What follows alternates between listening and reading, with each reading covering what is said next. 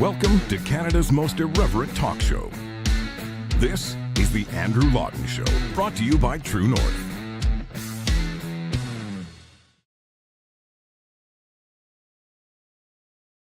This is Canada's most irreverent talk show, the Andrew Lawton Show on True North. Doing things at a bit of a different time today. It's been a wacky week for reasons I have discussed with the big book launch, but let me just do the shameless plug right out of the gate. Today, Pierre Poilievre, the story that I wrote, the biography that I wrote of the Conservative leader and prospective Prime Minister is released, so you can pick up your copy of Pierre Poilievre, A Political Life on Amazon from your local bookstore. And, there you go there. Thanks, Sean. Always good to get the full there. And anytime you spend not looking at me, I think the show probably improves. But that is officially out today, and I've been doing lots of interviews, including on CBC. Talk about going into the belly of the beast. But I had a great interview yesterday on power and politics. We're going to talk about all the controversial stuff on the show today. We'll talk about Canada's military spending. Going to talk about recognition of a Palestinian state. But let's start with something that can unite us all: beer. Now, my friend Grant Dingwall has been in the trenches on this fight for many, many years now. He founded some years back a campaign called Free My Booze, which, as the name suggests, is the noble calling. It's not a call for free booze, but it's a call for liberated booze, letting alcohol be sold in convenience stores, beer and wine. And in the Ontario context, the beer store has this massive, massive oligopolist effect that has disadvantaged consumers in more ways. Well, my friend Grant is finally getting what he wants. Premier Doug Ford has expedited the long-planned rollout of beer and wine to convenience stores. So I figured we'd have Grant on to talk about this. Good to talk to you, sir. Thanks for coming on today. Thanks so much for having me on. So let's explain for non-Ontarians, first off, what the heck is the beer store and why has it had such an outsized influence in the retail market? Yeah, so basically in 1927, Ontario ditches prohibition. The government says, we don't know what to do with beer. What do we do with this new market? And they called on the brewers in Ontario at the time to start a store. And they said, you guys can sell beer, we'll sell liquor. That's how we'll deal with it. And as time went on, those brewers didn't let new brewers in. They kept ownership themselves. And those brewers were more and more successful. They brought they sort of gained their stranglehold stronger and stronger. Eventually, they all got sold to foreign multinational interests. And then, here we were in the 2000s with a store that was owned by 3 multinational breweries. And it had the unique privileges to sell beer to consumers in Ontario.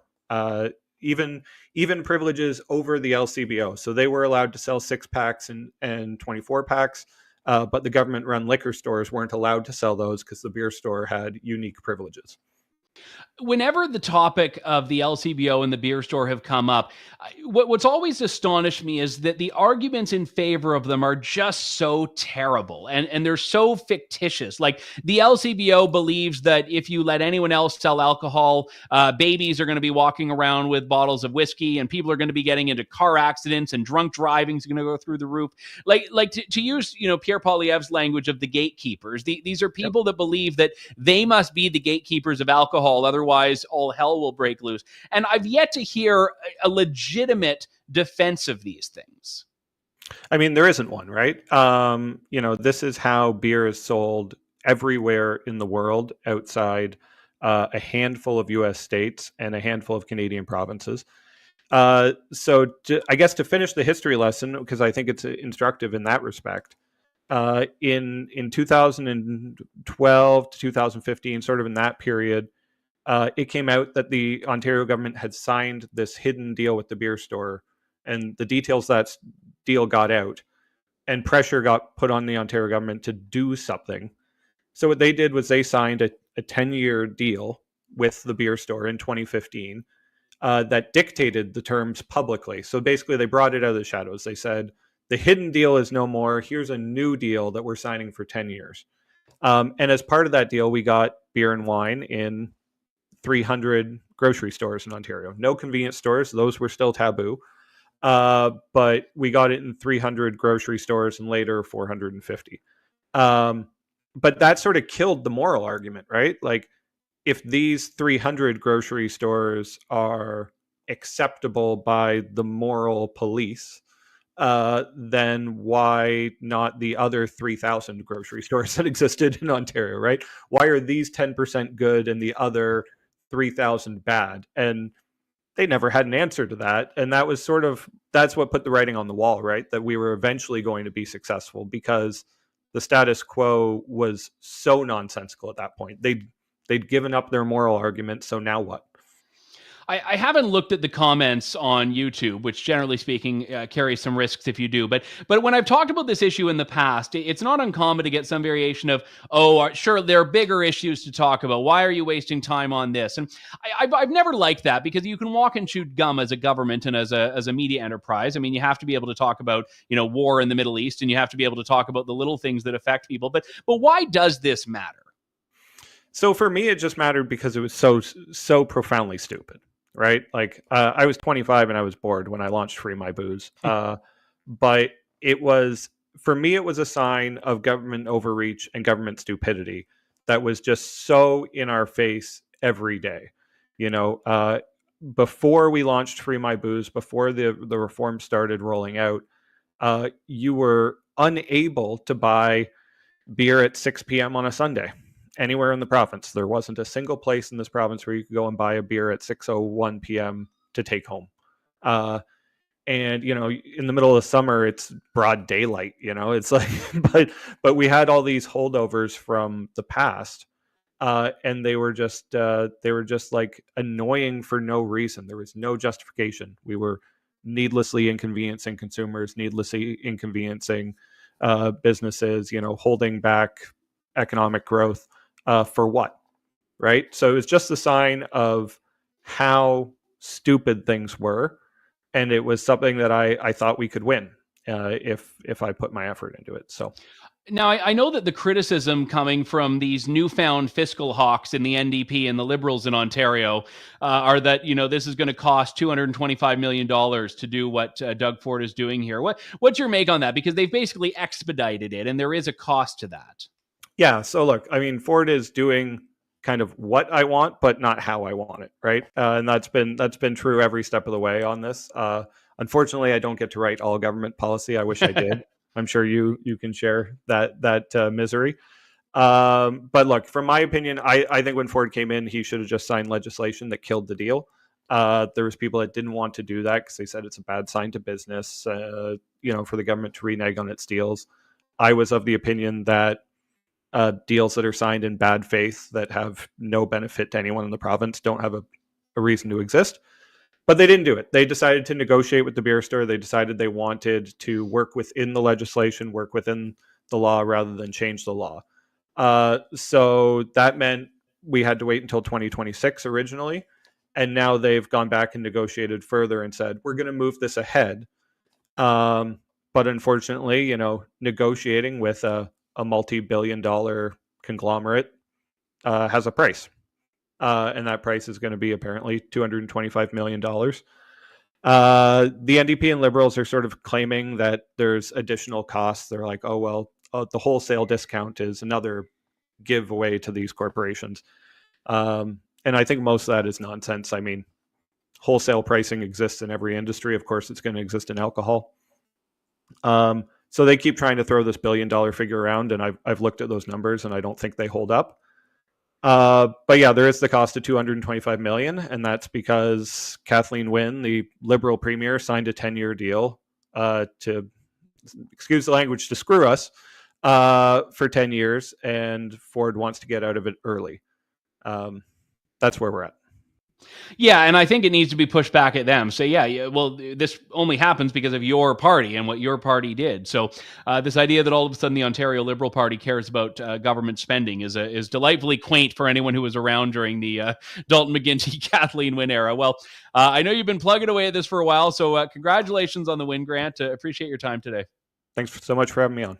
All right. Yeah, the little things matter. I mean, if we can't unite on being able to buy beer. So I actually, confession to you all, when I was in university, I took a job at the LCBO, which is the state-owned liquor store. Now, I hated it then. I was against it then. But when you're 19 and someone is paying you like $25 an hour to be a cashier, you start to, the principles start to waffle a little bit. So I'm like, well, I can take it down from within. I didn't take it down from within. I just cashed my paycheck and that was that. But the point is that it was always just an inherently ridiculous enterprise. So I'm glad that the monopoly is slowly but surely getting chipped away. Well, I said we talk about the big and the small here. Let's go to one of the bigger ones because Canada's back. Do you remember that? It was Justin Trudeau's bold proclamation when he was elected that Canada's place in the world was going to be secured. Well, now we are being chided by our allies for not spending enough on defense. A letter from 23 senators was urging Canada to meet its NATO benchmark of spending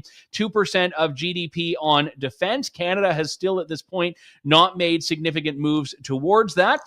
Richard Shimooka is a senior fellow with the Macdonald-Laurier Institute and joins me now. Richard, good to talk to you. Thanks for coming on today. Thanks for having me. So first off, explain why this target matters, because Canada is not alone in falling short, in some countries well below that target. Well, we're certainly in the bottom area, and even our ambassador from the United States has just recently said that in a public statement. But it's important for a bunch of reasons. The actual target number may not be as relevant. It's really a benchmark that has been agreed to by all NATO states to sort of have a threshold by which states kind of reach that number. And when you hit 2%, what generally happens is that you start having enough funding that to sort of cover all the major bases of defense. So you're talking about the equipment purchases, the operations and sustainment numbers, and also your personnel. And it allows for basically a sustainable level of defense output within a country. And for Canada, we've really missed that for several decades, I should say. And especially in the last 10 years, we've at the very bottom, we hit about 1% just as the Harper era ended. And we've seen a ramp up of the funding since, but a lot of that money has not really gone towards basically capital purchases, so rehabilitating the equipment by which the military utilizes. And had we hit 2%, you start seeing the numbers sort of come to alignment where you start seeing a regular replacement schedule for equipment that would allow for the military to have a newer, more sort of less expensive operation and management costs that are associated with actually operating defense. Yeah, it's certainly how the money is spent matters. I mean, theoretically, you could, blow your billions of dollars on, DEI consultants and, workplace training and, technically spend 2% of your GDP on the defense, but you're not talking about substantive investment there. And in Canada, I feel Canada must have one of the worst track records in NATO for defense procurement, just in terms of how long it takes and how insanely convoluted a process it is. And that can't be helping us. Certainly, it's among the worst. And one of the big sort of factors that if you look at is that there's another threshold, it's the 20% threshold for actual capital purchases. And in the last defense policy update, they actually did say that they're going to hit the 20% threshold. The reality is that if you look at some of the more serious members of NATO, they will actually hit around 30%. So that's the United Kingdom, France, and the United States. And that's where you start seeing you actually become more operation relevant. You have newer equipment that isn't around 20 to 30 years of age. You're looking at equipment that's starting to come around 10 years, maybe 15 years. And so but our system, as you sort of point out, has been really not been able to sort of deliver systems within reasonable timeframes, right? So if you think about, we've just recently announced that we're going to purchase a new drone system, the MQ-9. It's taken basically 17 years for the government to go from initial conception of the project to deciding and announcing a purchase. And it's going to take another 4 some years to actually get it into service or initial operating capability.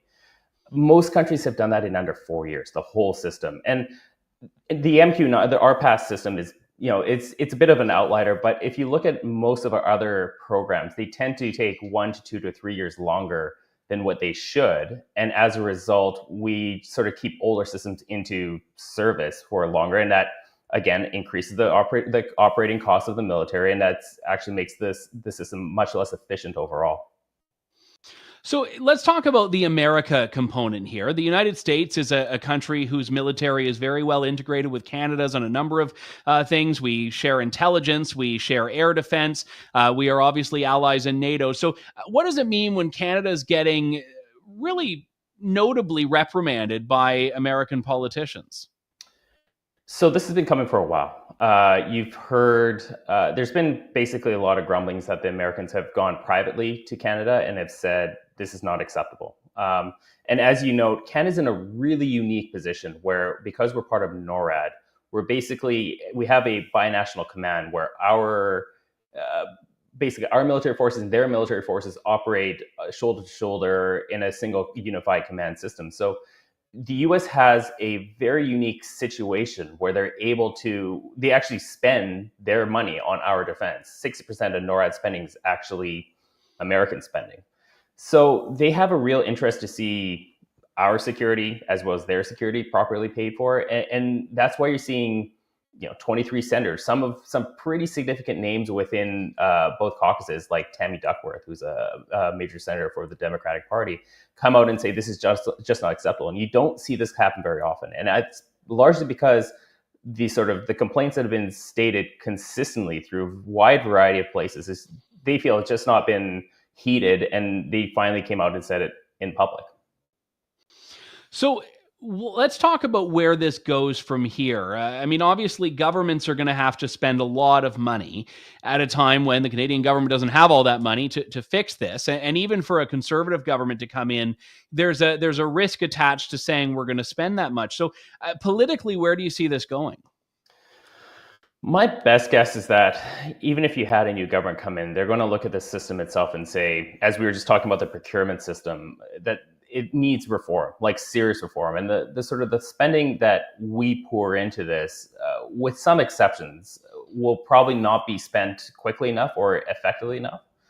So I don't foresee in the near future, even if there was a new government, that there would be vast changes to how defense is sort of the money that's allocated to defense. And if you look at how the Liberal government has sort of allocated spending, a large portion of this is backloaded past 2028, 2030 or something like that. There are some big purchases coming through. The CSE are the new frigates that will replace the Halifax class, which are now at 30 years of age, is going to start ramping up pretty soon.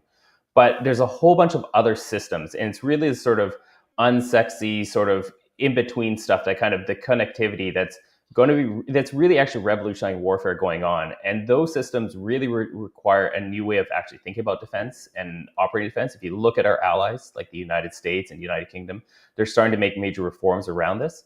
So my guess is that you probably wouldn't see much of a deviation from the white paper, but certainly you would see you may see some real efforts at trying to reform the system in order to make it better when we actually have to put money into it, that we get better results than what we're getting now. All right. Well, it's a fascinating topic. Let's hope some common sense prevails here. Richard Shimooka, Senior Fellow with the Macdonald-Laurier Institute. Thank you so much, Richard. Thanks for having me. All right. That was great to hear. Always good to talk about defense spending. The one area where governments are more justified in spending and never seem to want to, oddly enough. Instead, we get all sorts of insanity on the balance sheet elsewhere. Well, I did say from the outset, we want to talk about the big picture issues here. One of the things that I find I don't want to say surprising, because I'm really not all that surprised by it, but certainly upsetting, has been the world turning a blind eye to anti-Semitism. This has been the new normal at university and college campuses across Canada and the US. And then, of course, in the wake of the October 7th terror attacks by Hamas against Israel, we saw just last week Ireland, Norway, and Spain say they are going to they have announced a recognition of a Palestinian state. Now, this is something that you may not be surprised by. Indeed, Canada's official position is that there should be a two-state solution, which means there should be a Jewish state for Israelis and Jews. There should be a Palestinian state for the Arabs in the region. But what the problem with that is that unilaterally recognizing the Palestinian state means you do not know anything about the region. Now we see this call coming to Canada, not just from activists, but from a Liberal member of Parliament, Salma Zahid, who says she's calling on her own party, her own government, to recognize a Palestinian state. Take a look. been advocate of a two-state solution, like a state for Palestinian people where they can live free and democratically. So I think our foreign policy recognizes that. So it's important that we get into the process and recognize Palestinian state. What we have seen, the murder of over 35,000 innocent civilians. And I think the recognition is really very important because the Palestinians need to live in a free and democratic state where their rights are protected. But the position of Canada until now was that the recognition of the state of Palestine should come at the end of negotiations. Those countries, maybe I think we needed all what we have seen in the last 7 months is important for the long-lasting peace in that region, for long-term stability, that we recognize that. And I think it's really very important that there is a ceasefire and we put an end to the killing of the innocent civilians. What we are seeing, starvation of kids, is laying very heavy on us. Have you asked the government, have you asked your Prime Minister to recognize statehood immediately?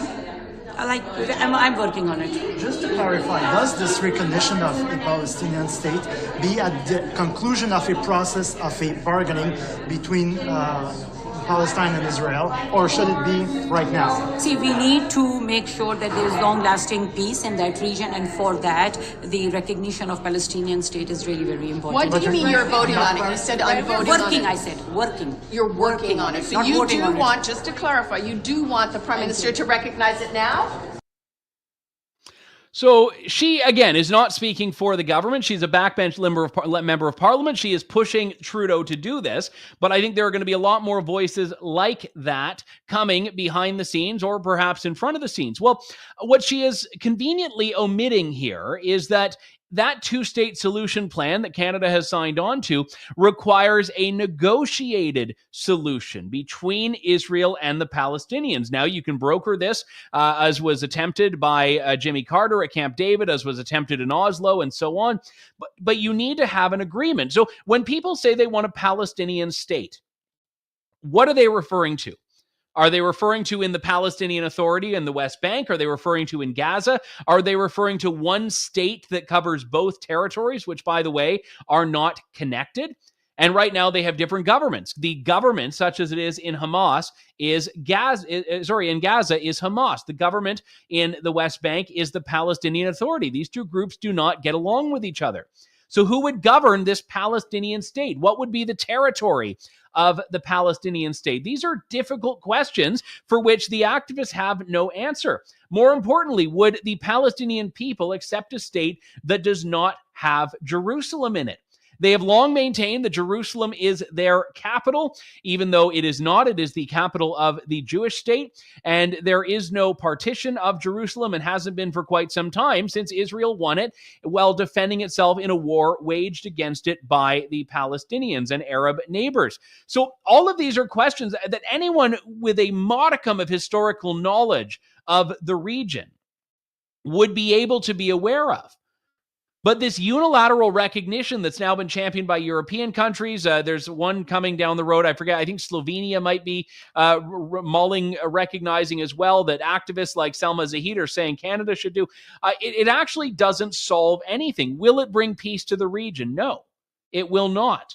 Because there has been a track record of terrorism that are never content with the status quo. Remember, in 2006, more than 15 years ago, Israel unilaterally disengaged from Gaza. They dismantled the settlements. They pulled out and said, let you guys run the show. They left flourishing greenhouses and industry. They left a society that was actually functional in many respects, which was quickly taken over by terrorists who have not stopped in their desire to eradicate and annihilate the Jewish state and its people ever since. Hamas is the popular choice among many people in Gaza. Now, Gazans are oppressed by Hamas, and many of them will speak out about it when asked by foreign press. But this is the challenge here. So no, recognizing a Palestinian state is not going to be the path to peace. It simply will not be. And it's very troubling. Very troubling when people who have very little in the way of historic knowledge will start to weigh in on this. And look, I've had people that have talked to me about this that say, listen, I just don't know. Tell me everything. And I say, well, you should know that I'm biased. I believe in the Jewish state and I believe in its right to defend itself. But I've provided resources. There are fair resources. There are things that people can read about this. But at a certain point, a lot of what you're going to get is propaganda. A lot of what you're going to get is propaganda. Now, Israel is not a perfect country. No country is. Israel's government is not perfect. I saw a tweet from Tristan Hopper that I actually wanted to share because this week Israel has apologized for some of its actions in Rafah, which affected civilians, and that is horrendous. It's terrible when civilians are casualties of war.